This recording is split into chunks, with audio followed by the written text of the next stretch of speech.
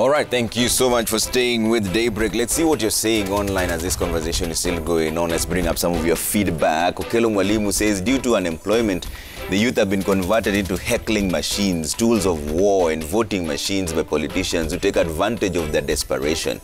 This can only be equated to youth cannibalism. Any mistake done at the ballot will further worsen matters. Okay?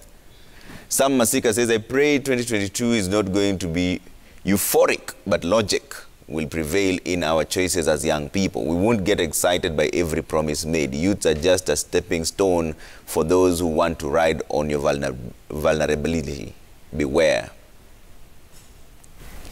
S. Makolela says, a concerned youth, this is your country. We have too much democracy in Kenya. A country needs wealth creation, not empty democracy. Singapore is highly developed and advanced with minimal democracy. Too much democracy allows murderers and conmen. Okay? Airborne Pinches, you say the 4 million jobs and the social support is not practical, but can be stretched over the next 5 years. Both the macroeconomic situation and the debt level cannot allow the above to even happen. Jacob Abere says, point of rebuttal to ANC Secretary General on ODM 6,000 monthly payments to jobless Kenyans. It's social economy injection policy that has worked in the US and Korea. It doesn't have strings of conditions as to 100 billion that ANC and UDA are promising, which has conditions and poverty. Obiero Ken says Mudavadi, Kalonzo and Wetangula have a tendency of threatening wananchi every electioneering period that they are on the ballot. They have now dragged Gideon on the same game, but in real sense, there's nowhere they're heading. It's a two-horse race between Raila and Ruto. Kijana wa Street says, we are not voting because we don't have positions in the government. No jobs for youth. Our parents are retiring from one job and being absorbed in others and on basis of experience. New graduates are out there suffering as most employers go for experienced staff. Vet Mutai says, Kazi ni Kazi slogan is the best fit idea. If we want dignified white-collar jobs, who will work on the car wash, sell sugarcane in wheelbarrows, everyone in the value chain is very important. They just need empowerment. Okay. All right. And Billion, you know, there's a story here on the Daily Nation, why young people will not vote next year. The young people don't want to register as voters because, one, they're tired of recycled politicians. And we've seen this practically because the IEBC was targeting 4.5 million new voters by the third week. They only managed 800,000. So it is true the youth don't want to vote because of recycled leaders. Yes, Trevor. Time and again, we have been having, you know, the same faces as members of parliament. We're seeing some going as many as fourth or third terms. And young people are tired because we want to see change. We can't be seeing change with the same people who sell us the same narrative every single electioneering period. So that's why young people have to come out and run for those positions. And, you know, I have consulted my constituents here and abroad. I have had conversations with Mathare Professionals Association. And I think it is time I am also running for Mathare Member of Parliament seat so that we can also see different faces in that, you know, portrays hope. So we can't be shouting at the fences and saying, you know, we are seeing the same faces being recycled. We have to run for those positions. And I think this is a defining election for us, especially as people of Mathare. But also I encourage more the young people to join the race so that, you know, we can change this narrative. We saw the Orengos, the Nyongos, the Muites, they were active. They joined active politics when they were young, so we don't need to wait for the promises. We don't need to wait for the spaces to be created for us because they'll never create those spaces for us. We have to be part of the conversation. And how to be part of the conversation? We have to challenge the status quo and run for those positions. So you're a young man running for Mathare and you're declaring here that you're running for Member of Parliament position, but there's always party politics. Those who say that they are the big wigs, those who own the party. How are you going to deal with that? I think one thing that, you know, the party leaders, I'm running on an ODM ticket because my people and my community subscribe to some of, some of the narratives that are being, the ideologies of the ODM party. And that is what keeps young people away. It is a narrative that has been created that the parties have their owners, that the nominations favors a certain individuals, but we've seen the bigwigs also losing during the party primaries. So as young people, if we want to challenge these people, let's join them where they think it is murky. Yeah. And I always tell my people that I don't need the party nominations to be free and fair. We just need to have the opportunity to have the party nominations. We'll make it free or fair our way. So as young people, I think that is what keeps us away. And for me, I am joining ODM because of, if you look at the status of Mathare, the job creations, if you look at the health system, if you look at the education, if you look at what, the devolution that they've been supporting has done to some of our communities. So I have to be part of that so that I can see and add value to some of the policies that they're pushing for, so that it can come down to the normal mwananchi in Mlango Kubwa ward, in Kia Michael and hospital ward. Okay. Lavenda, you see, this reason that the young people are giving, tired of recycled politicians who don't fulfill election promises, are younger people any better? I think we need to fight more. Yeah. It is not right to say they're tired, they're not going to vote. Because when I'm looking at the ages of the ones who are talking here, they're just 20, 23, 25. So we have not done much yet. So as Billion says, young people need just to come out and fight for political spaces. Otherwise, there's going to be a generational gap. Yeah. I am running for a political seat in Homa Bay County as a women, and I'm actually doing well. I'm sure of winning. So I'm encouraging other young people not to be discouraged. Just go out there and talk to people. Tell them what you stand for, your ideologies, what you subscribe to. And then definitely they will listen to you. Yeah. So we are just asking the big parties to ensure that there's a level playing field for all of us. Okay. As early as 1960s, we had the likes of Tom Mboya working on sessional papers, trying to work on policies that could help people move from point A to B. Why not us? In this 21st century, we are still waiting for things to be done to us. So we need a conversation, the young people and the old people. So there should be intergenerational conversation, so that at the end of the day, we don't really just bring age on the table. Yeah. We also have to show these people that we have content. There's the time age and the mental age. Yeah. So time age is just showing your age, I'm 26, I'm 35, I am so-and-so. But the mental age, now that is what you have. Yeah. Yes. Do you have any agenda? Or you are just bringing age on the table? So I feel we should have a conversation. Okay. We need to show these people that we also have something that we can bring. Okay. Yes, and that one brings me to the point that I discussed earlier on. Yeah. Let us not sit there in a corner waiting to be branded hustlers, strugglers movement. To me, it doesn't really sound nice. We have to be strong. And we'll tell them we also want our space. And the 6,000 that we talked about, with a token of 6,000 every month, you can actually secure a loan of 50,000 and you start your own business. So I don't really believe that those who have been in power, because they've not done much to the people, we need to ask them, you've been here, you've served as ministers before you became a DP.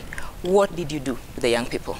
When you look at rural electrification, it was headed by a minister who was allied to the DP. But now, where are we? Yeah. When you're looking at the prices of eggs, the brokers actually within the government who are importing eggs from Uganda, now the price of eggs has increased from 6 shillings to 15 shillings. And then the same people are telling us, we care for the youths. Yeah. We want to create job opportunities for you. I am urging the young people to tell them no. Okay. Yes. They've taken us for a ride, and I think it's now upon us to tell them this will not happen any longer. All right. We need just to come out and do our part. Okay. Yeah, but once we are not willing to come out, no one will believe in us. Okay. Yes. Alenga, when you hear the young people saying that they're tired of recycled leaders who don't fulfill their promises, is that an excuse or is it real? To change the destiny of young people in this country, we must be able to speak to them the truth. And the truth is, for you to change a discipline or to even be in a position where you can comment about a certain discipline, such as politics, then you must have consciousness for that discipline. So it is imperative for young people to involve themselves in political issues, to understand, and then they can now get that political consciousness to understand what is it that they want and what is it they want to push for. Number two, it is also very important for us, for young people, to embrace history. The history of this country has been watered down over time, and without history, then you cannot inform about your future, because this country, there's nothing that we have gotten just on a silver platter. Even the independence itself, it was fought for over 10 years. Then eventually we were able to be crowned as a state in 1963. Then progressively we had constitutional changes. Then we had multi-party, the second liberation, and then we fought for a new constitution that was promulgated in 2010. So continuously, our destiny has been shaped by struggles, and if we understand those struggles, then we realize it's not time for young people to say that they do not want to be involved in politics. If you do not want to be involved in politics, other people are going to sit on the table and they're going to determine how you will live. They're going to determine how you go to the university, how much you will pay for your tuition. They're going to determine how much you will pay for your help and how it is supposed to be collected. They're going to determine how you can get jobs. They're going to determine what are the requirements that you need to get a job. You can imagine what the requirements that a young person needs to get a job in this country. Leave alone just getting the job. Even to apply for the job itself, you need a whole range of requirements. Who are the people that understand these struggles, that can be able to speak in the parliament? If we do not send there Billion, who understands our struggle, he understands the times we have lived in. If we cannot send Jala, who understands our struggle and can actually be in our situation and legislate on our behalf, then the other thing that young people are getting all wrong, we cannot be there to always praise the older generation and do firefighting for them like our very good friend Simon has been doing on the screen here. That puts us in a position where we continuously inform this older generation that we are not yet there. We are not equal to the task. When we get a position such as this one Simon has gotten, when we get a position like maybe we have a young senator, we have a young MP, they should use that space to increase the space for others, to be able to speak to others and invoke that urge to run for political office. What are the structures that they can use in order to help other young people who are outside there? But when we send the young people, the few young people who get to elective positions, the few young people who hold certain offices, when they go there, they join the choir and start singing praises for the older generation. Their conscience must remain on the constituency that they represent. And the constituency that they represent is young people. There is no way that an older person will understand your struggles. Growing up in 1975 is totally different from growing up in 2005. It's different from growing up in 2015. So as long as we do not have somebody who understands our war to be able to fight for us, then we get it all wrong. But then I would speak to these young people who have given their comments in the newspaper, and they have given various reasons why they will not be taking place in the elections. The point is, other people will sit and they will make decisions for you as you sit pretty. And again, you can never remain 20 forever. In 20 years' time, you'll be 40, you'll be 50. You'll also have children who will require direction from you in which way they will determine their life, their democracy, their democratic rights. So that consciousness must be generated in us through our value systems, through our education, and through our partnerships with other, with even those who are in power today. Young people, it's not our position to hate those who are in power today. It's not in our position to hate those who have money today. That's why I completely refuse the hustler narrative. Even these people, if Trevor has 2 billion shillings in his bank account, I hope you do. What is so bad? I do. I don't. What is so bad with working with Trevor, to be able to realize a dream I have? You see, so when you shun them away, then we drop that collective responsibility to shape our country. And then as we come to the table to negotiate, who are we negotiating? There are those who have gone before us. Yeah. There's tremendous things we can learn from them. Many people talk about Tom Mboya, but they never ask themselves, how old was Tom Mboya? And how old were the people around him? Yeah. They were much older than him, but he sat with them, he learned from them, he grew through the system, Yeah. he acquired certain values that are required in leadership. And when his time, the UDA movement, we have the ODM party, we have the One Kenya Alliance. As young people, how are we working with this faction so that if one of them gets into power, you can be able to represent your constituency Yeah. and represent bring on the table their grievances. Yeah. So can we craft out proper lobbying groups for young people? Okay. Simon, what is your view on this issue of recycled politicians who don't fulfill election promises? That's according to the young people who say that they will not vote. But where's the space for experience?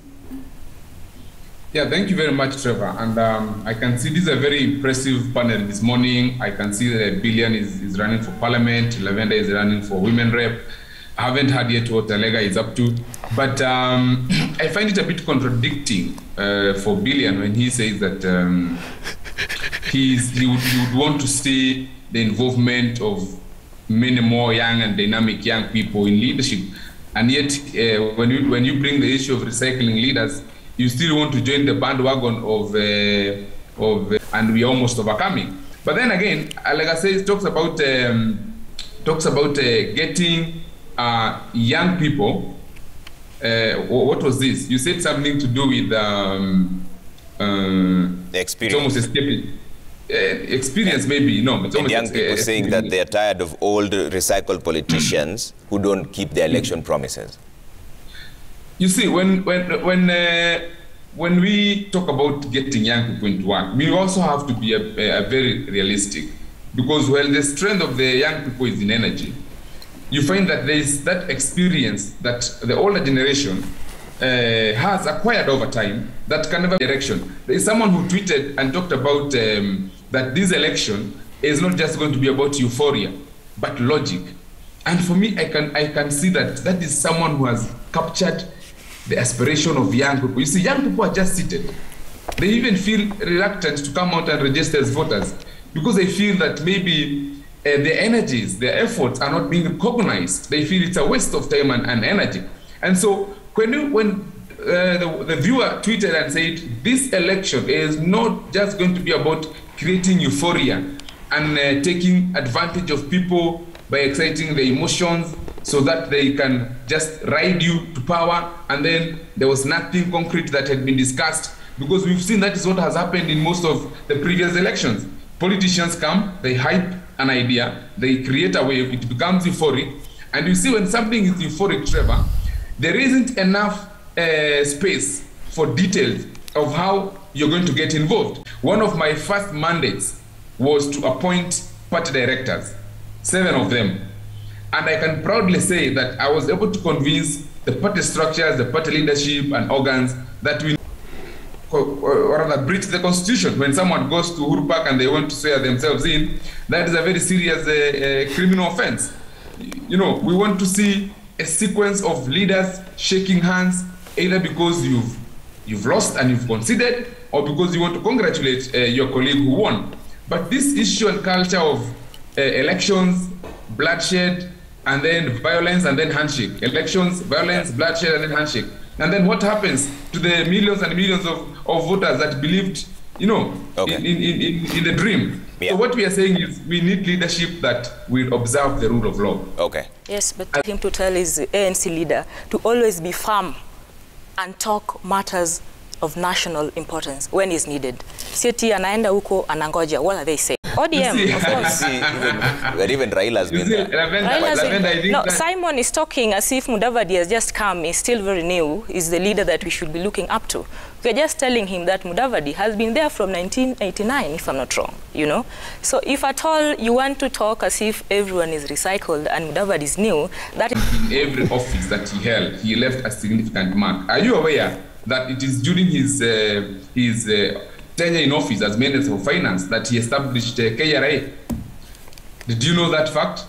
Are you aware that it's Musalia Mudavadi who is the father of devolution? Because when the NAC government, Musalia Mudavadi came out as the most sober, most compromising statesperson.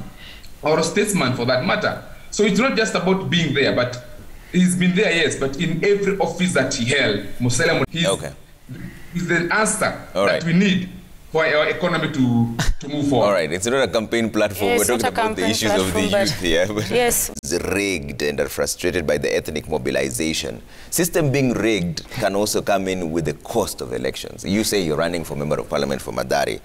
Can you afford it? That is a question that everybody always asks. And is it, how expensive it is it based on your experience? And also this issue of the system being rigged, are you concerned about that?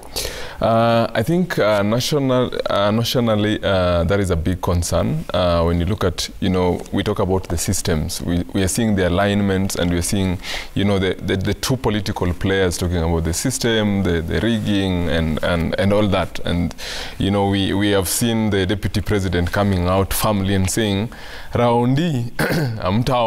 So it shows that, there are some decisions that have already been made, but, it is just a narrative to corrupt our minds. As I ran for the seat, I have seen people win genuinely, especially the local seats, the MCs. Yeah. But we have to have a budget, so it is so unfortunate that every election is expensive and people expect something from you. So we are working on that. I don't want to, because there are people who have been there. When the first time that I was voting, there was the Were, I can't remember his name. His other name, David Were from Embakasi, he won as a young person. We had Ababu Namwamba that time. And those are the people that inspired us. So if we can also see such faces in the two political parties, pushing young people to be in those spaces, then we'll see more young people coming out to register, leave alone register. Elections world over are not an issue about voters only. There are also other parties that are involved in who leads a country, or who leads a municipality, or whatever unit of the election. So it's not a matter to scare people that there could be certain quarters that have interest and they would want this person to be their presidential candidate. Of course, they have reasons for that. And there is a system, there is these, I do not have money. Trevor, if you're invited to sit on a bench that is already having people, you just try to fit yourself somewhere and then you continue wiggling yourself until you reach the wood and sit. So exactly that's what we are going to do. We cannot tell Billion to hold back because he does not have enough money. Billion has issues that his community has.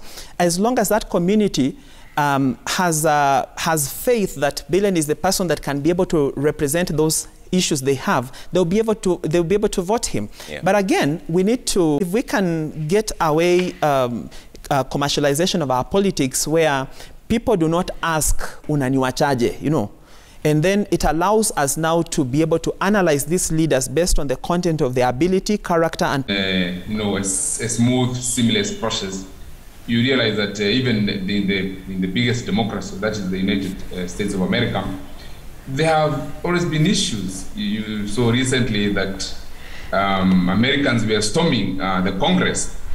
It was quite a very shameful petition. So we are not worried because the first and the most important thing is we make sure that the basics of a free, fair, and verifiable elections are put in place, the basic structures.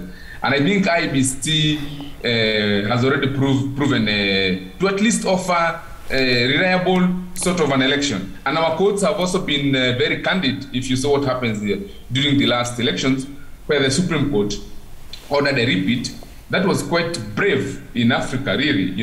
When you see a court system ordering a sitting head of state that, you have to go back to the polls. Are we worried? No, we are not worried, because we believe that our systems are fair enough. They may not be perfect, of course, but they are fair enough. They can deliver to a large extent.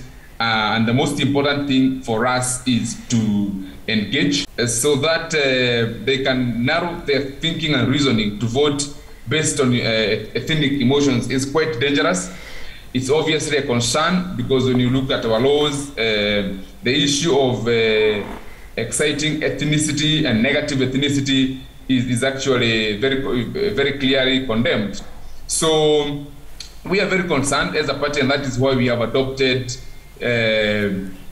a mechanism to make sure that we have a truly national outlook as a party. Okay. So the issue, that is an issue that I would say that keeps concerning all of us. It keeps concerning all other players. But of importance, Trevor, is that we need to engage the voters. We need to make sure that people present their policies, present their campaigns in a peaceful manner. And that's why you see that we've continued to condemn the series of events that we saw happening in Busia, whereby the Deputy President convoy was pelted with stones.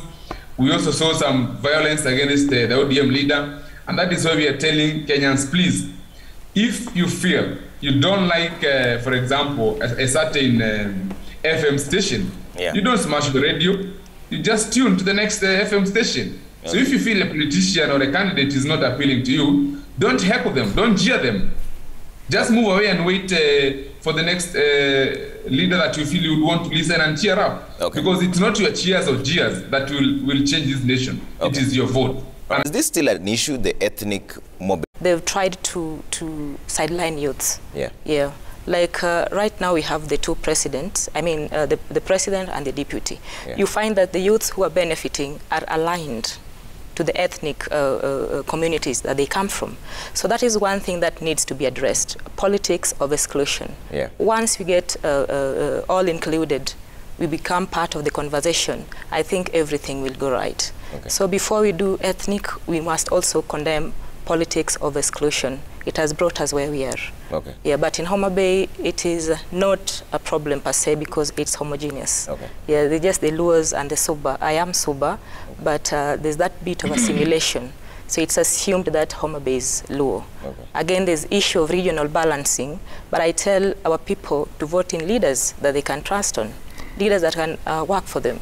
Not that you are looking at people and you profile them according to the regions that they come from. At the end of the day, what we need is accountability. Yes. And people you can ask questions here and there. All right, William?